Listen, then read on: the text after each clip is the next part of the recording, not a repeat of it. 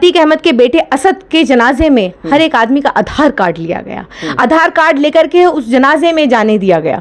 तो फिर ये इस तरीके के लोग इतनी सुरक्षा के बावजूद वो कैसे अंदर चले गए और कैसे उनके आधार कार्ड नहीं लिए, कोई सुरक्षा नहीं है। मैं समझती हूँ कि इतने बड़े गैंगस्टर और माफिया को अगर जब आप ले जाते हैं तो हाई सिक्योरिटी होती है। अब ये अतीक को मारा गया, पूरा स्पेस आप पीछे का देखिए कि पूरा स्पेस खाली कराया गया और इंतजार हो रहा था कि कब और वो हत्यारे आते हैं और सीधा अतीक के सर पर गन रख करके और सीधा लगातार कई राउंड वो फायर करते हैं। देखिए, और जब तक करते हैं जब तक वो मर नहीं जाता, और उसके बाद उनके मारने का अंदाज देखिए और ये भी देखिए कि किस तरीके से पुलिस वाले उसको पकड़ रहे हैं, जय श्री राम के नारे लगते हैं, उसके बाद उसको ले जाया जाता है। पुलिस की तरफ से कोई ना फायरिंग होती है, ना कोई किसी तरीके का कोई उनके ऊपर कोई हमला किया जाता है, क्योंकि देखिए ये सब तय था और ये पहले से ही इस असद की अरेस्टिंग हो चुकी थी, उसको पहले ही पकड़ लिया गया था और बाद में इस तरीके का एनकाउंटर हुआ है। कुलदीप सिंह सेंगर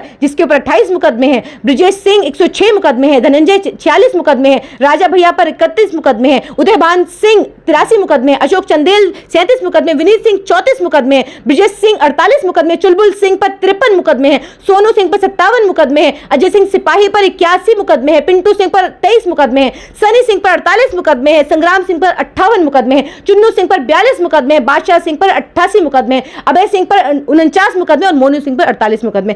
क्या इनको भी इनके घरों को बुलडोज किया जाएगा? क्या इनको सजा मिलेगी? क्या इनका एनकाउंटर किया जाएगा? करके उत्तर प्रदेश के अंदर योगी राज में गुंडा राज है, जंगल राज है। गैंगस्टर से नेता बने 5 बार के पूर्व विधायक, 1 बार के सांसद अतीक अहमद और उनके भाई अशरफ अहमद को रात में 10:30 बजे के करीब पुलिस कस्टडी में लेकर उनको मेडिकल चेकअप कराया जा रहा था। उसी समय 3 हमलावर आते हैं, 3 के 4 करीब हमलावर आते हैं और उनको पुलिस कस्टडी में ही गोली मारकर हत्या कर देते हैं।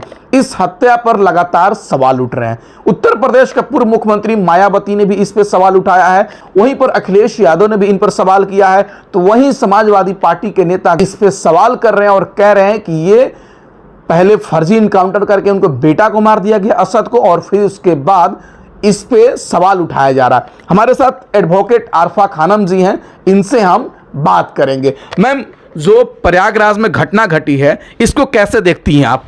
कि महसूस ये होता है कि दौरे तबाही है, महसूस ये होता है कि दौरे तबाही है और शीशे की अदालत में पत्थर की गवाही है। देखिए, जिस तरीके से ये हत्याएं हो रही हैं, ये एनकाउंटर हो रहे हैं, ये संविधान और लोकतंत्र के ऊपर बहुत बड़ा धब्बा है। देखिए, आज की जो उत्तर प्रदेश की जो सरकार है वो खुद कहती है कि मैं ऐसे माफियाओं को मिट्टी में मिला दूंगा, तो मिट्टी में मिला दिया।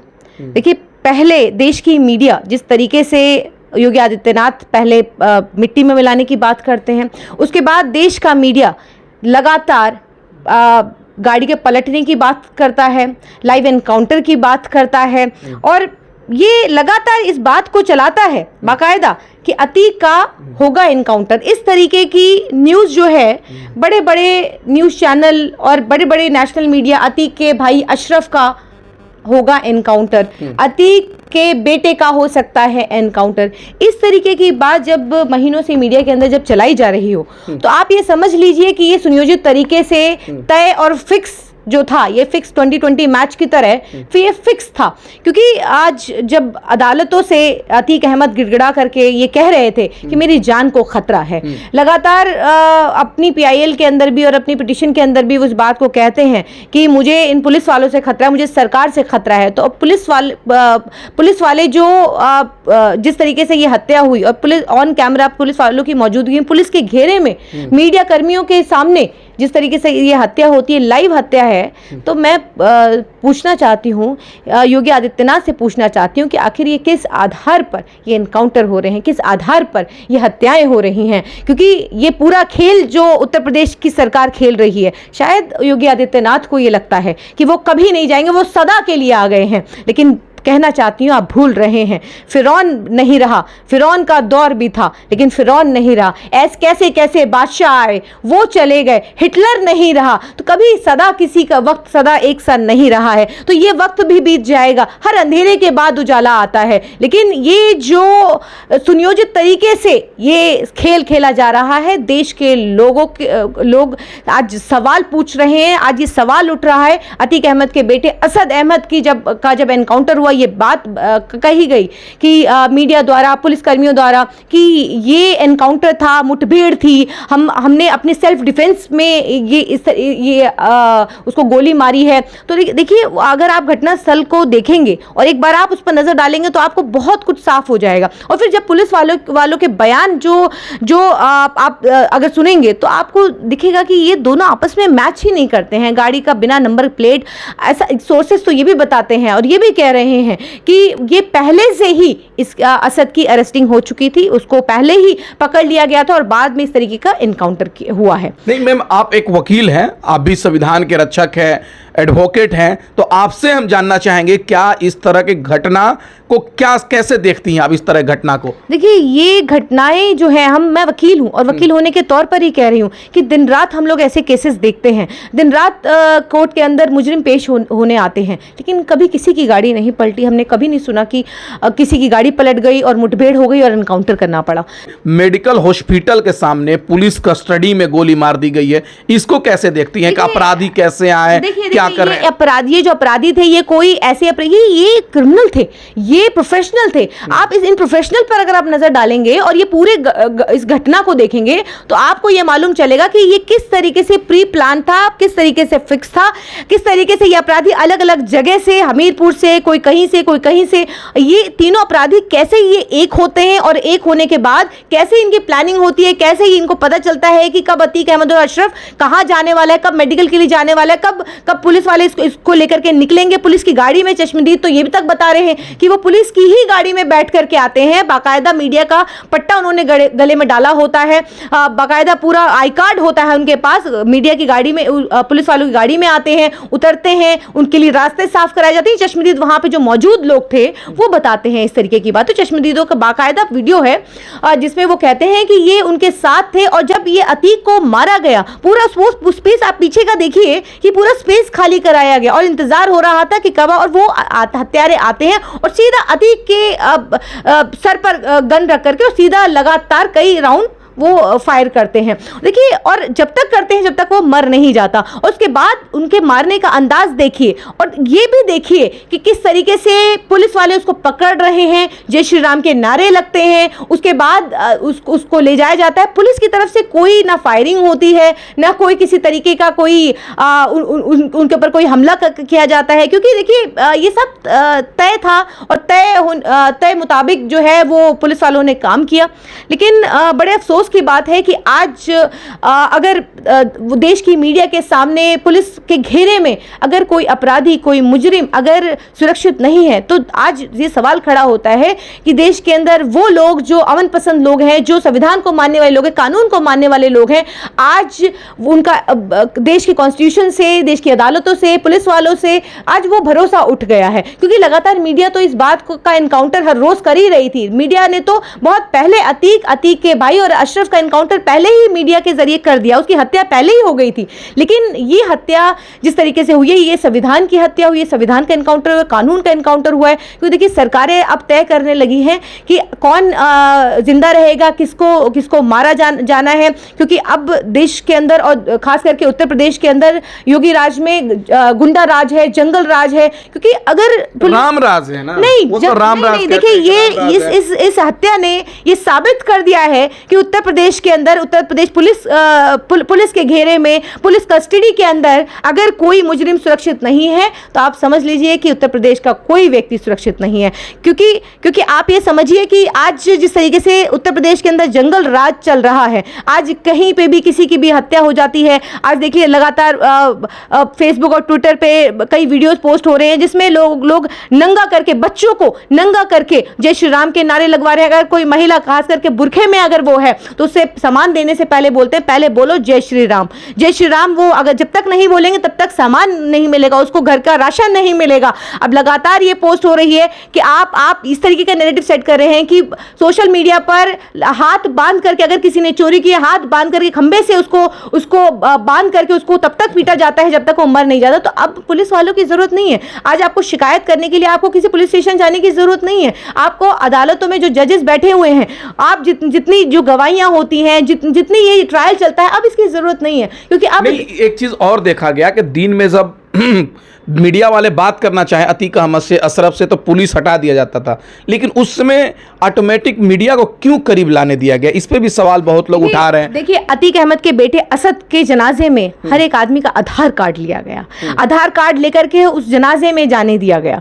तो फिर ये इस तरीके के लोग इतनी सुरक्षा के बावजूद वो कैसे अंदर चले गए और कैसे उनके आधार कार्ड नहीं लिए, कोई सुरक्षा नहीं है। मैं समझती हूँ कि इतने बड़े गैंगस्टर और माफिया को अगर जब आप ले जाते हैं तो हाई सिक्योरिटी होती है और पूरा बाकायदा उसकी शूटिंग होती है। मैं अक्सर देखती हूँ, कोर्टों के अंदर देखती हूँ कि उसकी बाकायदा शूटिंग होती है कि जिस तरीके से उसको सुरक्षा घेरे में रखा जाता है। और जब कोई अपराधी ये कह रहा है कोर्ट के अंदर ये फरियाद कर रहा है, अपनी बात रख रहा है कि भाई मुझे मेरी जान को खतरा है, लगातार परिवार कह रहा है कि जान को खतरा है, तो देखिए आप इस बात को समझिए कि ये कहीं ना कहीं उस अतीक अहमद और अशरफ को भी पता था कि ये मैं बहुत ज्यादा दिन नहीं जीने वाला, इसीलिए कोर्ट के सामने ये बात कही। और ये बात अतीक अहमद ने पहले ही की कि योगी ने पहले कहा है कि मैं मिट्टी में मिला दूंगा, तो मेरे परिवार को मिट्टी में मिलाया जा रहा है, मेरी जान को भी खतरा है। तो अतीक अहमद का ये बयान भी आज योगी सरकार पर बड़े सवाल खड़े करता है। आप उस स्तरीय जांच की, हम जब अतीक अहमद के बेटे को मारा गया तो तभी हम सुप्रीम कोर्ट से हमने ये अपील किया था, हम तब भी ये कह रहे थे कि सुप्रीम कोर्ट एक कमेटी गठित करे, सुओ मोटो ले,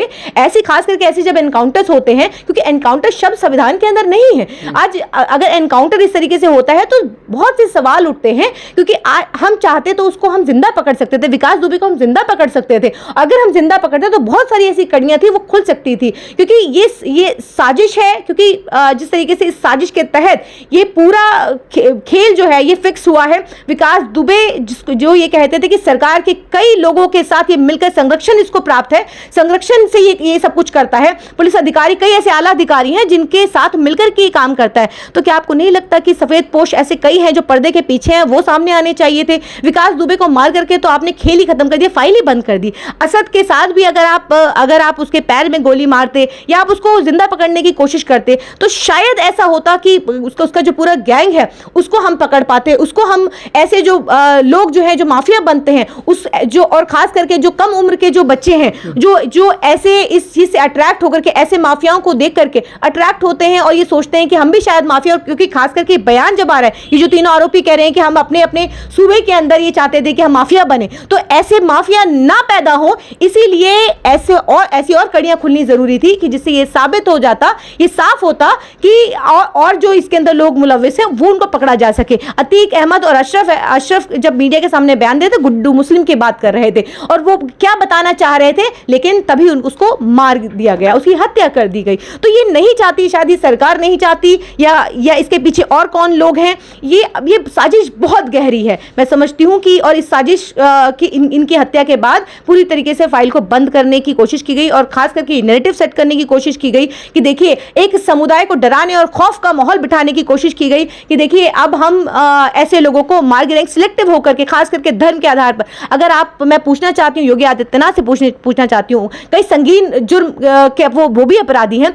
साध्वी प्रज्ञा जो सांसद हैं वो भी कई जुर्म, उनके ऊपर बॉम्ब ब्लास्ट का आरोप है। देश के प्रधानमंत्री जिनके ऊपर 2002 गोधरा का आरोप था, क्या ऐसे लोगों को भी मिट्टी में मिलाया जाता? क्या ये 3 आरोपी जिनको गिरफ्तार किया है, क्या आप योगी आदित्यनाथ इनको भी मिट्टी में मिलाएंगे, इनका भी एनकाउंटर करवाएंगे? अगर सिर्फ मुकदमे और माफिया और गैंगस्टर के नाम पर अगर आप हत्या करना चाहते हैं और आप इस तरीके के एनकाउंटर करना चाहते हैं तो फिर तो लंबी लिस्ट है उत्तर प्रदेश के बाहुबलियों की। मैं कहना चाहती हूँ कुलदीप सिंह सेंगर जिसके ऊपर 28 मुकदमे हैं, ब्रिजेश सिंह 106 मुकदमे हैं, धनंजय 46 मुकदमे हैं, राजा भैया पर 31 मुकदमे हैं, उदयभान सिंह 83 मुकदमे, अशोक चंदेल 37 मुकदमे, विनीत सिंह 34 मुकदमे, ब्रिजेश सिंह 48 मुकदमे, चुलबुल सिंह पर 53 मुकदमे हैं, सोनू सिंह पर 57 मुकदमे हैं, अजय सिंह सिपाही पर 81 मुकदमे हैं, पिंटू सिंह पर 23 मुकदमे हैं, सनी सिंह पर 48 मुकदमे हैं, संग्राम सिंह पर 58 मुकदमे हैं, चुन्नू सिंह पर 42 मुकदमे हैं, बादशाह सिंह पर 88 मुकदमे हैं, अभय सिंह पर 49 मुकदमे और मोनू सिंह पर 48 मुकदमे। क्या इनको इनको भी इनके घरों को बुलडोज किया जाएगा? क्या इनको सजा मिलेगी? क्या इनका इनकाउंटर किया जाएगा? जुनैद और नासिर के जो हत्यारे हैं, वो तमाम जो मोनू मानेसर से लेकर के तमाम 9 आरोपी हैं, उनकी भी क्या हत्या की जाएगी? क्या उनका भी इनकाउंटर किया जाएगा? आप नहीं करेंगे, क्योंकि आपको सिर्फ और सिर्फ धर्म देकर के, सिलेक्टिव होकर के आपको इनकाउंटर हत्या करनी है, ताकि एक समुदाय को यह बताया जा सके 2024 सर पर है, 2024 आप इसी उस पर निकालना चाहते हैं कि अपने उन वोटरों को खुश कर सके कि देखिए हमने मुस्लिम समुदाय के माफियाओं को, गैंगस्टर को किस तरीके से धराशाही कर दिया, हमने मार दिया। अब हमें देश की अदालतों की जरूरत नहीं है, आपको भी किसी से डरने की जरूरत नहीं है। आप भी किसी को भी मुसलमान को देखिए और आप सीधा फायर कर दीजिए, सीधा आप उसको गोलियों से भून दीजिए, हत्या कर दीजिए, क्योंकि आप एक तरीके से का लाइसेंस दे रहे हैं। आप एक तरीके से यह बताना चाह रहे हैं कि आपको किसी कोर्ट कचहरी और पुलिस वालों शिकायत की जरूरत नहीं है। आप सीधा चाहें तो जिस मर्जी को चाहें आप उसको धराशायी कर सकते हैं। लेकिन बहुत अफसोस की बात है कि आज संविधान का जिस तरीके से एनकाउंटर हो रहा है, संविधान को जिस तरीके से खत्म किया जा रहा है, संविधान की हत्या और कानून की हत्या की जा रही है, ये बहुत अफसोसजनक है उन लोगों के लिए भी। और आज वो लोग भी आज सोच में है कि आज अगर ऐसे मुजरिम जो है वो अगर सुरक्षित नहीं है, तो फिर कल को अगर हम पर किसी तरीके का मुकदमा किया जाता है तो फिर हम कहां तक सुरक्षित रहेंगे पुलिस के घेरे में। और देश की अदालतें जो हैं, जो इंसाफ की बात करती हैं, इंसाफ देने की बात करती हैं, अब वो जजेस क्या करेंगे? आज उन जजेस को भी शायद मुझे लगता है कहीं ना कहीं एक फिक्र होगी कि अब हमारा, मुझे लगता है कि इन अदालतों पर ताला लगने वाला है, क्योंकि अब सरकारें तय करने लगी हैं कि अब इस देश के अंदर क्या होगा, किसको कैसे इंसाफ मिलेगा, ये अब सरकार तय कर रही है। चलिए, बहुत शुक्रिया मैम बात करने के लिए। तो हमारे साथ अरफा खानम जी थी, जो एडवोकेट हैं, इनसे हम जानने का प्रयास किया, बात किया कि पिछले दिन जो हत्या हुई है अतीक अहमद, जो पूर्व सांसद, पूर्व विधायक, अशरफ आलम पूर्व विधायक और उससे पहले गैंगस्टर, ये लोग रहे थे, तो इनकी हत्या पर लगातार सवाल उठ रहा है। चाहे विपक्ष के तमाम लीडर हो, अखिलेश यादव जी हो, मायावती जी हो, तमाम लोग इस पर सवाल उठा रहे हैं कि क्या देश के अंदर कोर्ट सजा देगा या सरकार सजा देगी। इस वीडियो के बारे में आप क्या सोचते हैं, कमेंट करके बताएं। और चैनल को सब्सक्राइब नहीं किया तो प्लीज चैनल